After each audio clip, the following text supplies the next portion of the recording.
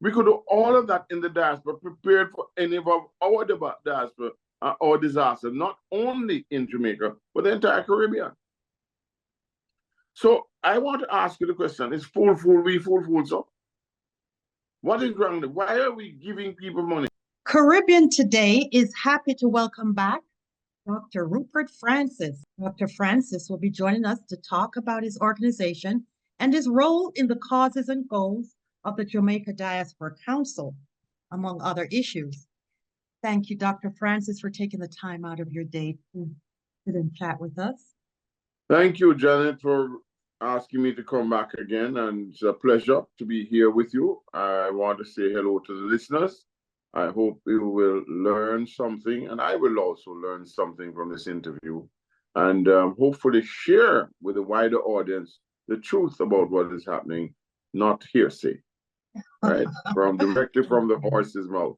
Okay, we're all looking forward to that. Okay, now, Dr. Francis. All right, well, before we delve into the controversy surrounding the Global Jamaica Diaspora Council, can you refamiliarize us with your organization and your goal? Well, the organization is called the Jamaica Diaspora Crime Intervention and Prevention Task Force. And in this special situation we find ourselves, we're also allied with a call to action team, which has a number about 8 persons or more. And that is basically headed by Mr. Wilfred Rattigan.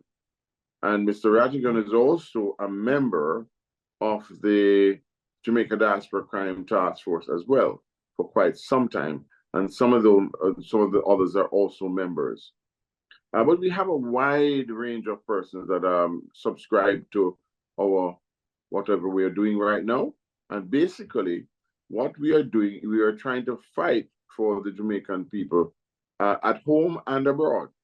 We also, it is very important to note that we would like the diaspora, especially, to be autonomous. We want a diaspora to be able to act on its own without the dictates of our government. Our government happens to be one of the only governments that run their diaspora, except for countries that have totalitarian regimes. I don't know if they have any ideas, but I don't know. But I'm just saying, places like China and all of those other places that behave like that. So basically, that's what we're trying to avoid. The diaspora is concerned about crime and violence, and there's also poor health care. And we would like to ask you now, what have you suggested to the government regarding addressing the crime and violence that is a major concern, to Jamaicans here and at home? Well, honestly, the government, we have been around for almost 10 years as a group. And during that time, we have put together, what should I say, experts in various areas. And remember that crime fighting is not just a one-dimensional approach. It's several dimensions. So we have taken people from different expertise, whether it be crime fighting, whether it be the military, in case of leadership, whether it be psychology, education, diseases, infectious diseases, faith-based organizations, and such the like. In other words, we are looking for what is called a multiplicity or a harmonious type of organization that can speak to any group of persons. And we have some initiatives in that. For example, what they would use ZOZO, we call it Safer Cities Initiatives, which have worked in the past. And what we have done is we have found Jamaicans who are overseas, the United States, Canada, UK, wherever they are, with the expertise to demonstrate how they use those tactics to quell violence, reduce violence, and in some cases, eradicate violence. Now, it's never possible to do that the last one, eradicate, but there is an attempt. And so what has happened, to remind listeners, is that we are doing this because we care about our country. We see what has happened in other countries. We see what happened and how they're dealing with it. They have the resources to deal with it. We don't. We see our young people getting out of hand. The recent confrontations at the schools, especially with the girls, brought tears to my eyes, honestly, because I'm saying to myself, I could not even imagine my daughters being involved in such a melee. And there were stabbings, and they were videotaping. And this has been carrying on, if you recall what's happening in Jamaica. So basically, the whole goal of this organization in which I find myself is for the people of Jamaica. Now, some people think it's political. It is not. It's just simply for the people of Jamaica. And so recently, an article came out that's because there was an impasse, so to speak. And some people say they like it and some people don't. But, you know, it depends on where you're looking from. Personally speaking, I do believe that in any situation, given situation, one must be open to dialogue. It doesn't mean that you capitulate, because we have not. We're not going to capitulate. We're not going to compromise on our stances. The letter was written, and at the top of it, we had the fact that the murders were the number one. Number two, corruption. Number three, how the promises they made to the people. Number four, we could go on and on and on. The roads are not being kept, the hospitals are not. And people are saying, this is where they're trying to destroy brand Jamaica. No, the United States came out with a travel advisory. And we had put on a protest in Miami. And now they're saying it was our protest that led to that. So that's the real background. And I'm saying to myself, man, I did not know that we were so powerful. Did not know. And instead of the government saying, okay, guys, what's wrong? Let's talk about this. They decided to send their attack dogs out. And we have the conference coming up. And they said, okay, they're going to have a conference. And they laid out their conference, what they're going to do. And they said, oh, you have a conference? All right, we're not going. But we are going to look at what you're doing in the day, and we're going to have a conference in the night. In other words, we're so, accommodating. Yeah. We didn't try to have it on there, but no, they went out and said, we are trying to stop the, that is not true. I mean, there are persons, and there are, that want to stop the conference. And, we would prefer them, in fact, to be quite honest with you, to come to our conference in the evening because it's free. And it's virtual. You can stay in the living room and watch it. But there's no outright, nobody did say, hey, what can I tell you? But one thing is certain, is that there's a lot of controversy, and controversy is only built by misinformation and disinformation. And so that's how I see it. That's my perspective. I can be corrected if I'm wrong in anything, but I do know that our heart is firm. What we want for our people, that's what we're fighting for. And we can talk to anybody. I never knew that there was a license that you cannot speak to people about anything that is going on. Yes. All right. Well, you know what? Is there any way you can give us some clarity, right, on the dispute between the global Jamaica Diaspora Conference that's going to be held in June next month in Jamaica, and yours? What's the difference? What's the comparison? What's the similarity? Because it has been said in the media that the name of your conference is similar to the Global Jamaica Diaspora Conference. Well, let me clear it up. And it is alleged that you're using their logo. And okay. Let me clear that. Happens to be on the same day as theirs.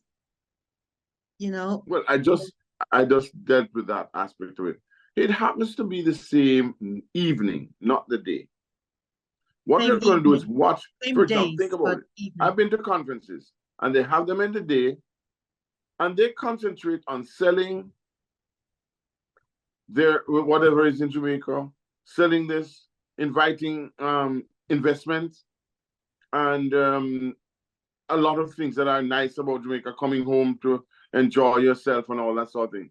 Our position is this: you can do that anytime, and nobody's stopping you from investing in Jamaica. And you know, you're willing, but we are saying, as a diaspora, why don't you invest some of that money with us too?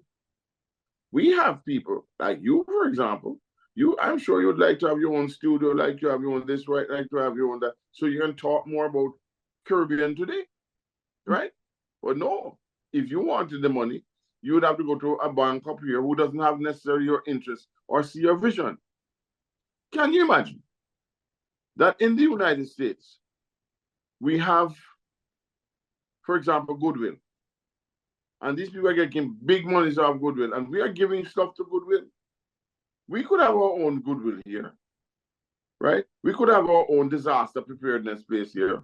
We could do all of that in the diaspora, prepared for any of our diaspora or disaster, not only in Jamaica, but the entire Caribbean. So I want to ask you the question: is fool we fool so? What is wrong? Why are we giving people money? Then spending some of them are not spending more than maybe 10%, if anything, on what they're getting. And we're taking our stuff and we're giving it for free.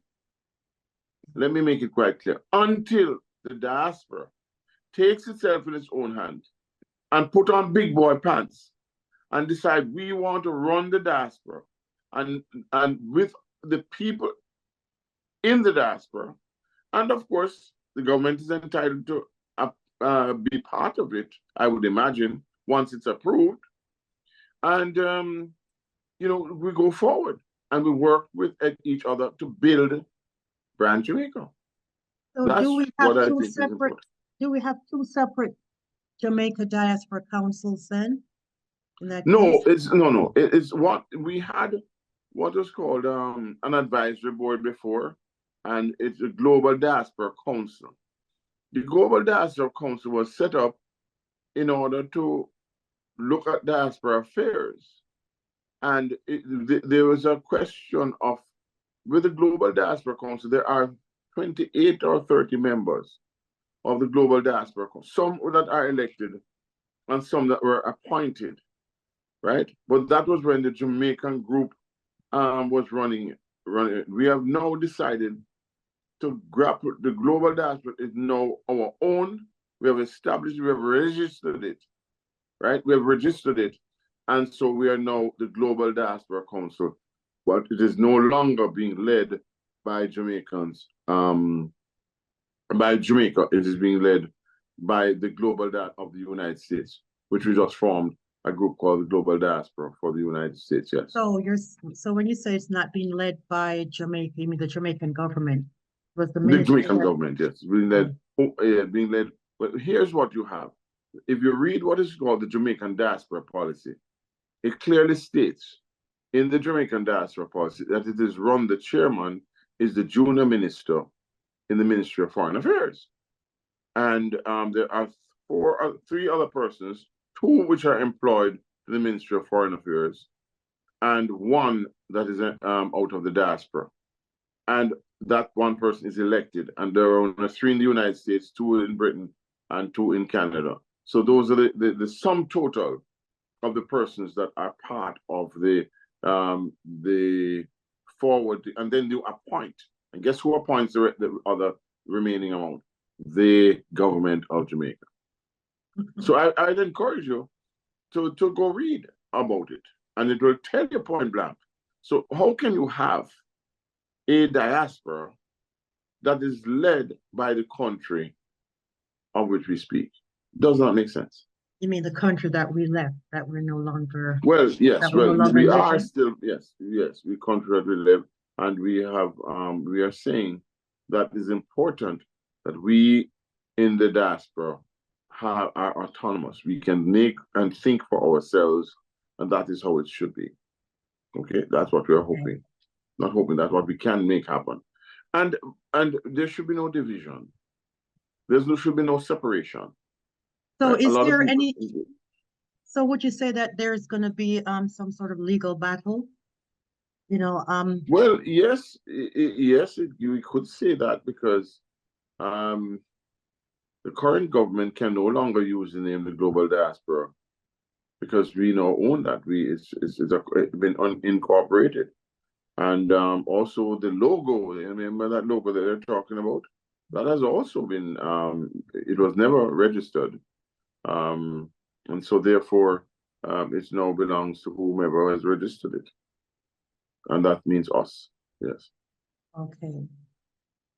So, did you get a cease and desist letter? Did you get, you know? Yes, we did get, no, we didn't get a cease and desist letter, because I think they must have thought it out, because to be quite honest with you, there's a law called the FARA law, Foreign Agents Registration Act. You cannot, a foreign government cannot, in the United States and other countries, operate without getting a license. And unfortunately, our government has been doing that for many years. And when this one and previous governments, now it is going to have to stop. So it's not, when you look at it, we're talking about progress. We cannot continue to progress unless we see the parts that are not worthy or is not fitting. We have to come to grips with what we have, and then we can move forward. So we have to understand each other. Nobody wants a fight about this. We want, because we love our country, we want to make sure, and we have to love our country. It's second to none. But at the same time, we have to understand that we have to work together to do it and to get it done properly. Yes. So that's where we are in the whole situation. Yes. Okay, so I've read, right, where you've said that the government of Jamaica does not own the diaspora, and it is against the policies of the U.S. for a foreign state to control its diaspora in the U.S. Is that a fact? Well, could you repeat that for me? My apologies. Okay, all right. What I've read is where you've said that it's against the policies of the United States for a foreign state to control its diaspora in the U.S. That's true. Yes, that is true. Yeah. That is true? Because, yes, that is true. Because a foreign government cannot operate without the proper licensing. And what has been fed to us is that the Diaspora Council, Global Diaspora, was a movement, not an entity in itself. And it's a movement, then, it's moving around. What we want is stability. What we want is direction. What we want is purpose. And we believe that it is time. We are big boys now. We can work with ourselves and work for the betterment of Jamaica with other Jamaicans. How else? We have our politicians, it's not about politics, to work to help Jamaica, and we're still helping Jamaica. The remittances are, coming all the time. We're not trying to stop that. We're saying invest in Jamaica, but we're saying you have to invest in the people of Jamaica, right? And you can't hold any at ransom. Right now, there's so many things that are happening in Jamaica, for example, that shouldn't be happening.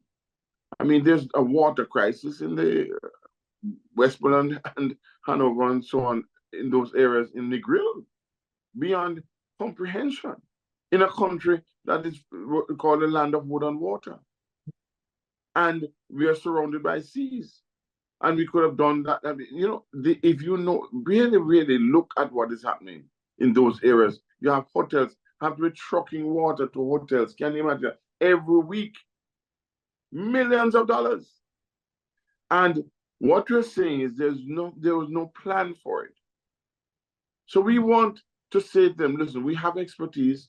Do not ignore us. All right, continue if you want to.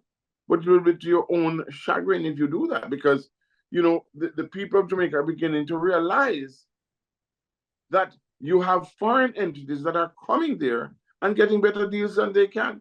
They're bringing in stuff duty-free. We can't do that. Okay? They have big hotels and what have you. How do they have, and yet our infrastructure is suffering. Roads, water, all of that. Here's one. The bauxite company is operating in Jamaica, and they're exporting, and it is destroying our ecosystem. Yeah. And we're not making any money from it. We are not. How is that possible?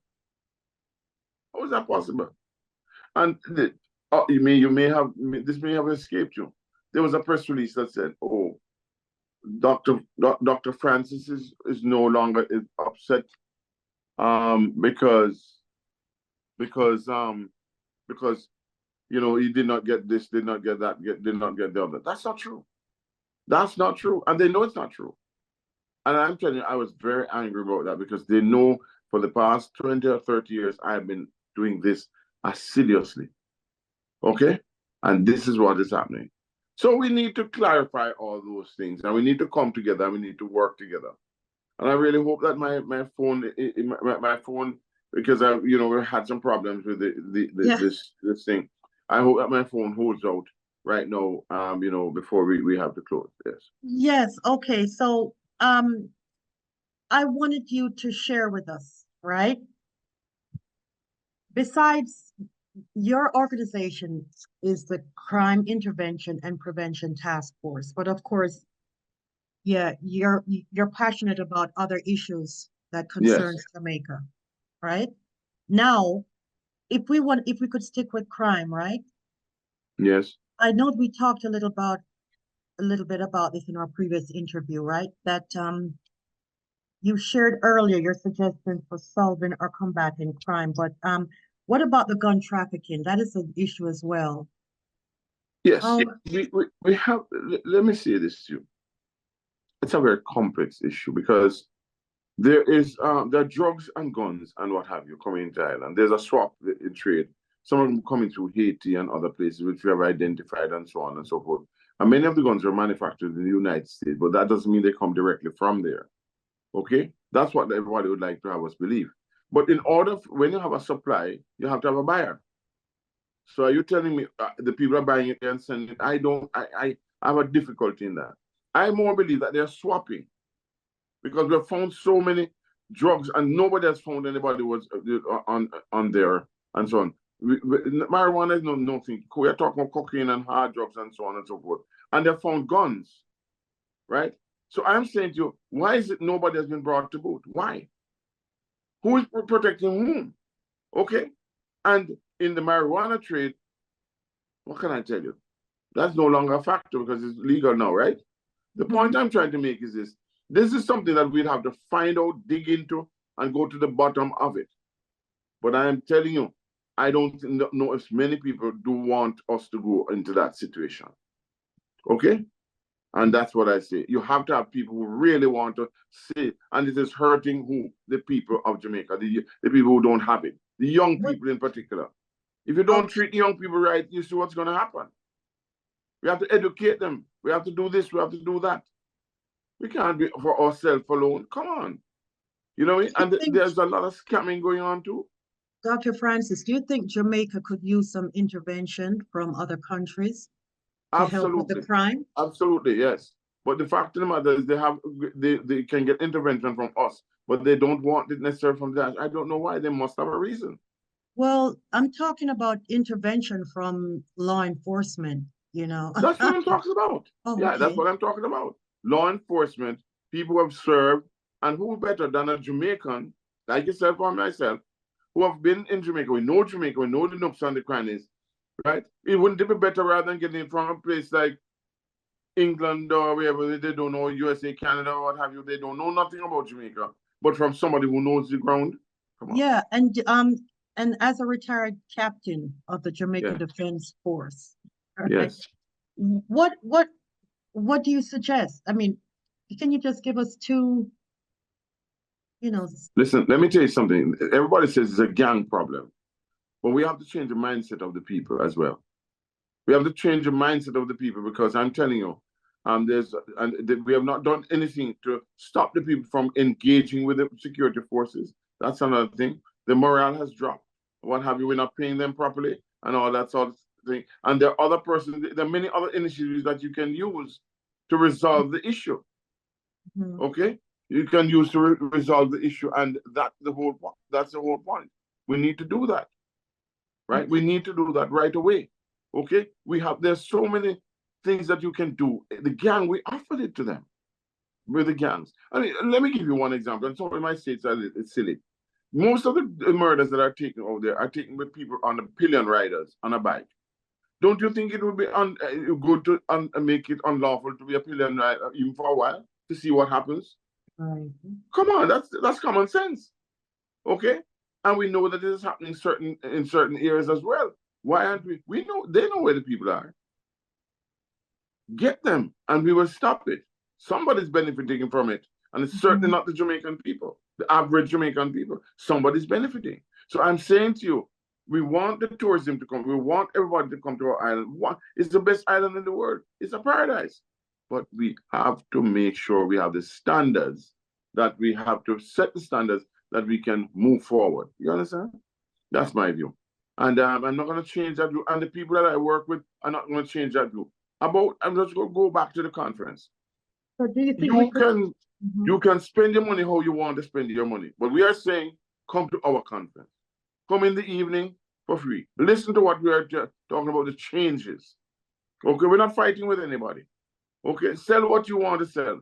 But we also have the right to decide what we want the people to hear. And that's basically it. I know I'm going around the place, but I'm just telling you, because if we do that, you will hear the answers to some of those questions you've been asking. How we are going to do it? How we're going to reduce? I'm thinking, okay, maybe I shouldn't give my opinion, but I think we probably need a stronger police force. Yeah, I mean, yes. But the police force needs to be supported 100%. How can you go be prepared to give your life and you don't have what to save your life? Many of them, if you see how they live and the conditions, the morale is down. The more yeah, yes, the morale of how can we encourage, say we have a person who has just left school and want to join the police force. I mean, how can we encourage people to join the police force? We have to kill what is called the informer to dead culture, that people are saying, if you give information, you have to go. We have to increase intelligence, right? We have to make sure that, and we have to back these people up, and we have to teach them the right way so that they don't go down the wrong path and kill people who are not supposed to kill just because they didn't like them or what have you. We have to stop that. We have How to do make we the do people that? believe But how? I mean, it can be done by making the people, you have to have what is called a safer city initiative, where you get the people together and they can see the value in not fighting each other and not killing off each other. And there are many initiatives that you can use to get to that point. But it's going to take a short, medium, and long-term approach. And I can't go through all of them right now, so, obviously. and the crime, you think the crime is because there's a lack of resources? Absolutely. I mean, given Lack of resources, lack of education, lack of ability to get good jobs. I mean, let me give you an example. What if they were to take the young people? You remember, our nurses are honored throughout the world. Our teachers, they're taking them. Why don't we produce more of those by giving them early childhood education, spending money on their education? Why don't we do that? If we do that, we automatically reduce people from doing crime and that sort of thing, scamming and all. A lot of university people might be doing that. I don't know, but it takes intelligence to do that. So why don't we garner that for our own purposes, like India does and China does and all those other Asian countries? What's wrong? Most of the Fortune 500 companies in the world are now led by these people. We could be there too. What's wrong with our children? That's what we're fighting for. You see what I'm saying? Also, would the government consider subsidizing, right, home surveillance cameras? Or, I understand that Canada actually does that. I know what you're saying. Yeah. But listen to me. Cameras are wonderful and so on, but they can record before the fact and after the fact, and then you're dead in between. All right? So I am saying to you, yes, we need that. but we need the Yeah. infrastructure to respond to that before Right. it happens. Yeah. That's what I'm saying. Yes, put in the cameras. I'm all for that. But I'm saying we have to develop the ability to do it, to catch them before it is done. Okay? And they have to be able to be afraid of the law. Now they do not care. Some of these people have already bought their own coffins. Have you ever heard of that? Really? Ridiculous. Young people, yes. No. It's crazy. It's like a badge of honor. You know what I mean? So we don't want that. We want to change the mindset for all Jamaicans because we want it to be like that. We want everybody to increase in wealth and status the right way. When was the last time you visited Jamaica? I haven't visited for a little while. Because I told myself this. Until changes are made in Jamaica, I will not do that because it doesn't make sense. It hurts me to see it happening. Okay, but at the same time, I'm in Jamaica every second, every hour of the day, every TikTok. I'm in Jamaica. My mind is there. I cannot get out of Jamaica, even if I tried hard. I couldn't. So I'm encouraging people to say, look, I'm not saying do as I say or not. I am doing it on a day-to-day. I advocate for people. I advocate for Jamaicans, any walk of life. I get a lot of phone calls, etc. But what I'm trying to say is if we get together and stop pulling down each other, and stop trying to hurt each other, right? We will be in a better state. Jamaicans are hardworking. People love Jamaican show, and let me make it quite throughout the world, right? We can do better. We must work as a unit for the benefit of Jamaica because that's where the neighbor stream cut in Jamaica, and we love it to death, literally. So tell us about the protest that you have planned.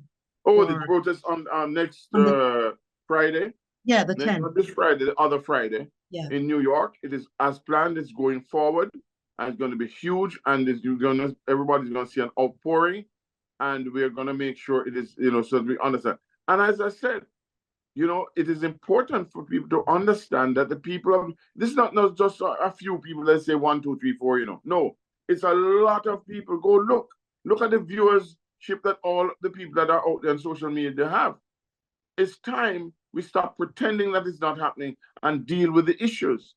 And I urge those persons who I know love Jamaica, they're politicians, whatever they are, to do the right thing. And I ask the churches to come out and be counted. Because what is happening, especially our girls and our boys in the schools, let me make it quite clear, we will not recognize Jamaica in 10 years if we do not do something about it. We have to. We must. Okay, we are God-given country, and we love the idea of God. We don't love the idea of the devil. So I don't know who gave them that, because what I'm seeing is literally devil worship. Okay, so I'm just saying to you, we have to do something about our children. They are the leaders of tomorrow. Yeah. That's all I'm saying about that one. Okay. Okay, so I guess that wraps it up. That wraps it up, Janet. Yeah. It was a great idea, great important thing that we did today. If I missed anybody wants to say, AK, would you like to have more? I didn't say enough on this, enough on that. It's a short window, and we've been having some technical difficulties. But I tell you something, the passion is there, and I love the passion that you bring to the table. And I hope the listeners will learn something new.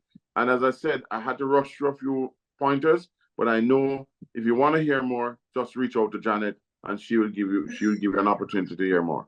Yeah, I'm learning, and I think it's a controversy around the Jamaica Diaspora Council and both entities. It is. And yeah. Mr. Rattigan, he's great at explaining it, but he's it better was a than little me at explaining confusing. it. But let me say this to you: we all are under one target for Jamaica, and there's a thing called the One Jamaica Legal Defense Foundation.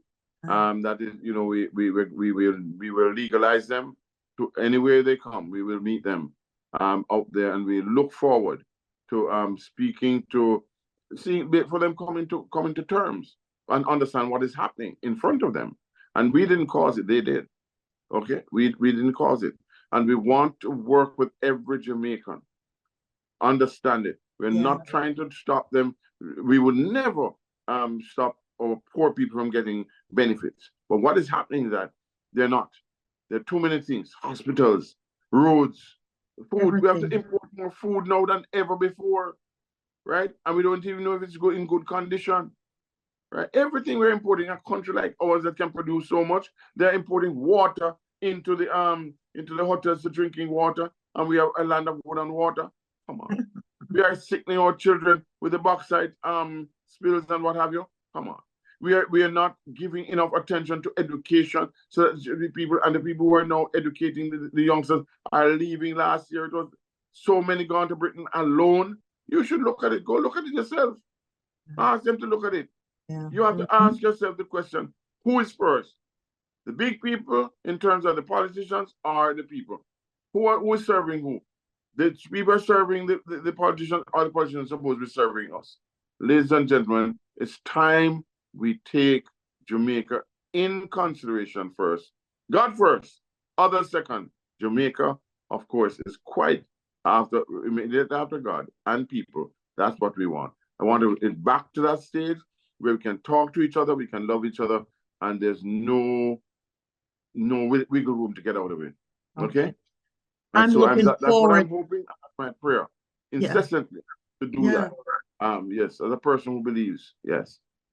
So I'm looking forward to the June conferences. Yes, we're looking forward to the conference, and we're looking forward to next week, the 10th. Mother's Day is the other day, and we're going to be out there, in New York on 42nd Street, right at the embassy. At the embassy, and we will be really cutting form out there. So we look forward to those persons. And certainly we'll be televised, and we'll be, out there. And we're looking forward to a wonderful day. And I want to thank everyone who's listening. So please share it with somebody else. If you don't agree with me, let me know. Let Janet know. But we can talk about it. If I made an error, forgive me. But one thing I don't have is bad mind and all that. I love my people, whoever you are. Even if you don't agree with me, I still love you. One love, one aim, one destiny. Look forward to seeing you again. Irie. Okay, Dr. Francis. It was very nice. Okay.